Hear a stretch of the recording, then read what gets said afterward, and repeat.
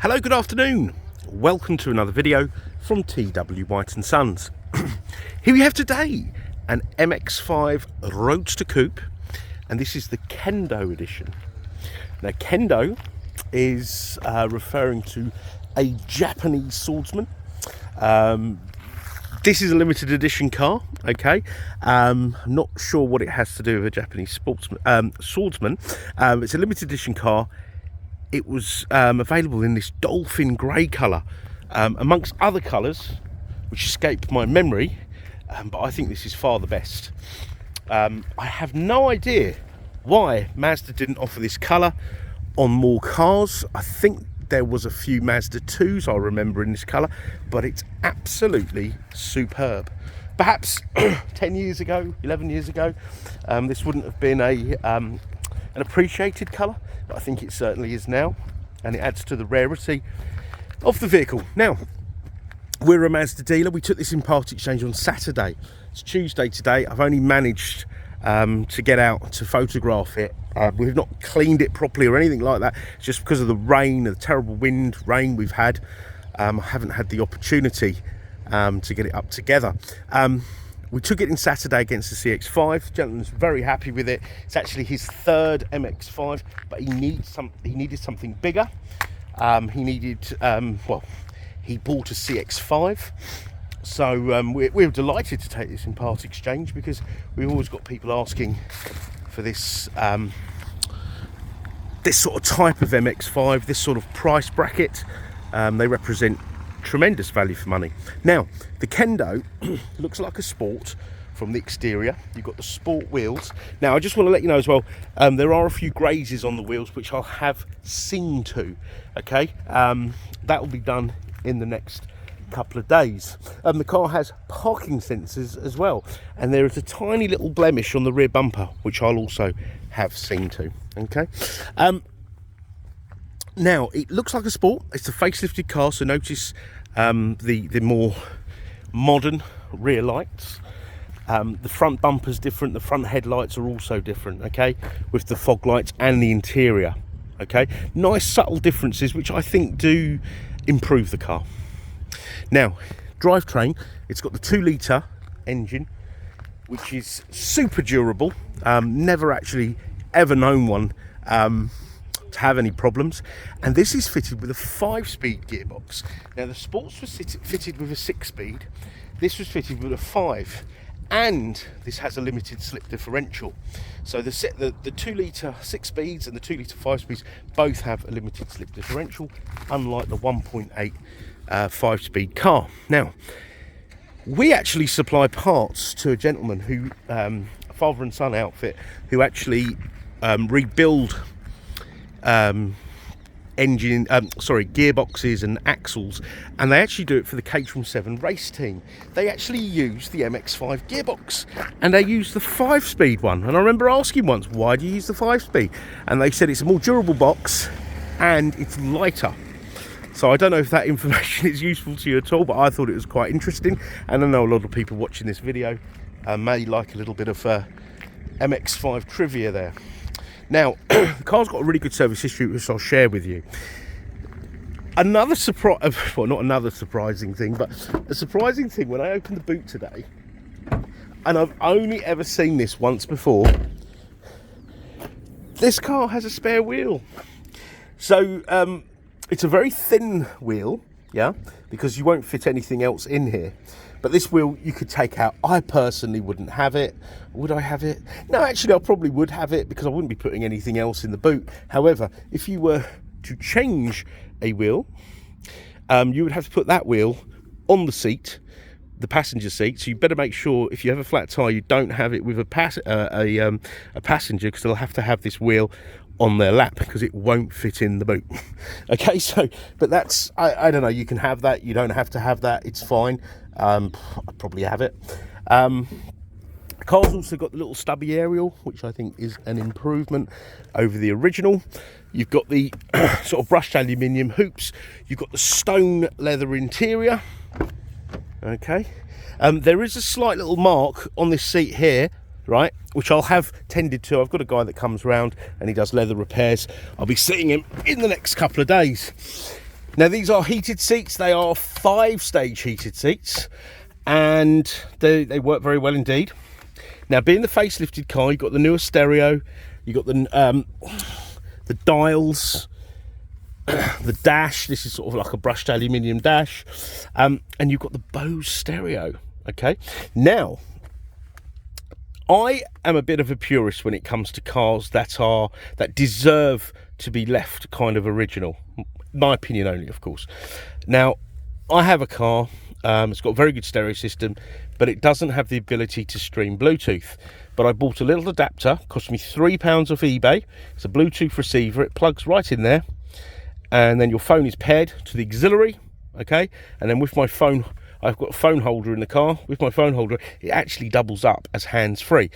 I don't really use it for that, but I use it more for music because I don't want to take the stereo out and whatnot.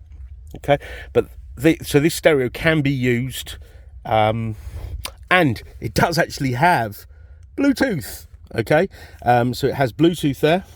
In fact, I think you can stream, but I think the auxiliary adapter does make life a little bit easier. But yes, you do have Bluetooth for your telephone. Now, it's also got a 6 CD auto changer. Now, I'm going to start the car up, actually. I want to check out if it's got any CDs in here. No discs. The climate control works very well, okay, and I always check, you know, has it got more than just an air conditioning button? Because, you know, I've heard, oh yeah, the car's got aircon, but it doesn't actually work and hasn't been working for a while. But when I press the button, you can hear the compressor kick in, and it gets very, very cool indeed. Now, I actually used the air conditioning to demist the car, and it demists much quicker, taking that moisture out of the air. So I think air conditioning is actually more important in a convertible than it is in any other car, especially in the summer when your roof's down and it's really, really hot and you're in traffic or whatnot. You want the hood up, really. Now, let me just show you how this works as well. Oh, sorry. So if I press this button here, now if you're counting, this should take 11 seconds. And this does not impede on any room in the boot. Now, I will get out just to show you what it looks like, but it's as easy as that. Now, I quite like the Roadster Coupe because it folds back and you've still got the open back. On the Mark IV cars with the automated roof, when the roof's down, you've still got all this sort of backing here. You've got just like a big sunroof. So I much prefer the earlier ones in terms of the automated roof. Myself, if I had a Mark IV, I would have a soft top, so you've got the open back motoring. Okay, right, you've got a height adjustable seat. You've got the original Kendo mats, but they have seen better days, I'll be honest. I imagine you may be able to get them. Now, look at this, the mileage, 39,821 miles. Superb, okay? What's that, 3,000 miles a year? Something like that, 3 and a bit thousand? You've got cruise control, you've got all your volume controls here, steering column that goes up and down. Now, I do admire classic cars, and as I get older, there's more cars that kind of attract that status. And the MX-5 is certainly one of them. And if I had more room at home, I would get myself something like this and use it on, you know, high days, holidays, etc. These are definitely a classic car, in my opinion, and I'd imagine you can get classic car insurance on this. Now, let me share the service history with you. So here we go. In May 2011, at 6 miles, that was when it had its PDI. So that's literally when it's off the transporter, and that was in JCT 600. They are in Leeds, okay? Then it had its first service a year later at 4621 miles, all right? Then I'd imagine there was probably a change of owner. Now, MX-5s do change owners quite frequently. You'll either have someone that will have one and have it forever, or they'll have one and they've had their fun and, I don't know, circumstances change. We had somebody the other day, they had it about a year, and they had a dog well, they had a puppy, and then the puppy kind of outgrew the car, so we've had to take that in and sell them. Oh, well, they purchased a Mazda 2, so a bit more accommodating. So here we go. So in July 2014, at 11,190 miles, okay, it had its second year service, 25,000 mile service. Then Bristol Street, Redditch, nice people. I don't think they're around anymore though. At 16,791 miles. A year later, a year after that, 21,527 miles. Freelance Mazda in Chatham, so they're local to us. They are like an approved repairer. So they've done a service at 21, 22, 23,000, 24,000, 35,000. Okay, so it's been in the sort of Kent area, and we shall do the next service. Now, the gentleman actually that owned the car before, he bought it from an MX-5 specialist, and I forget where they are. It's in Kent. He only ever has very special ones, so limited editions, super low mileage, you know, rare cars, and I've forgotten the name, but it's but it's a specialist, and it's somewhere in Kent. No, I've completely forgotten it. So yeah, it's a good car. It's got good history. Very, very lovely condition. Once I've done the wheels and that little blemish on the back, it'll be very, very nice indeed. Now, we are a Mazda dealer, so it will have a Mazda warranty, which is rare. If you went to buy one of these, you wouldn't often find one of these on a Mazda forecourt, and it wouldn't attract the Mazda warranty. Oh, by the way, that's not flickering, that's just my camera. My camera, for some reason, can't handle... Oh, there it is, look. There we are. Can't handle that display. I don't know why.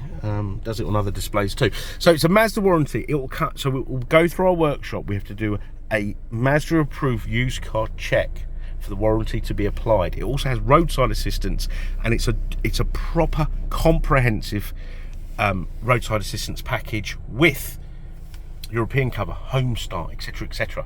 All right. So if I was having something like this, I'd probably like to do, you know, a few trips to Europe and, you know, blast around Europe, etc. And it's always good to know, you know, if you had a flat tire or whatnot, because of course these cars don't break down. You could be rescued, but of course if you have the spare wheel, you might be all right. So warranty we have gone through. We've got all the normal dealer facilities. I say normal, but part exchange, finance, extended warranties, etc., etc. So you can extend the warranty of this car for up to 3 years. Yeah. Now I just want to put a bit of emphasis on part exchange. We as a dealer group, we welcome part exchange. I know there's a lot of hype about get a better deal, selling it online and punch your reg number in and all that sort of stuff. Please, you know, do that, get an idea of what your car's worth and speak to us. Doesn't matter if you don't have a Mazda or a Suzuki, which is what we sell new. We want your part exchange, and we want them because it makes my job, or our jobs, a lot more interesting, because we get to see the full range of vehicles, you know, and when we get the nice examples, we do retail them. So yeah, we want your part exchange, and you'll get the best deal with a part exchange, despite what you hear online and on the radio, etc., etc., which I hear every sort of 30 seconds, no matter what I'm listening or watching. Now we're a family-run business. A lot of us have been in the job a long time, so we know the cars fairly well. I've been in the Mazda world 21 years, and please do check out our reviews. Yeah, if you've not dealt with us before, check out our reviews, get an idea of who you're doing business with, and get in touch, and we're here to help. And I really do mean that. No matter how small, trivial your request may be, just ask. Let's see if we can help you, and do ask at any time of day. If it's out of hours, drop us a voicemail. You know, phone up, leave a voicemail. We'll try to pick it up and get back to you. And if you or you could drop us an email, of course. So I hope you've enjoyed the video. I've certainly enjoyed doing it. It's a bit of nostalgia for me, and we look forward to hearing from you. Thank you. Bye bye.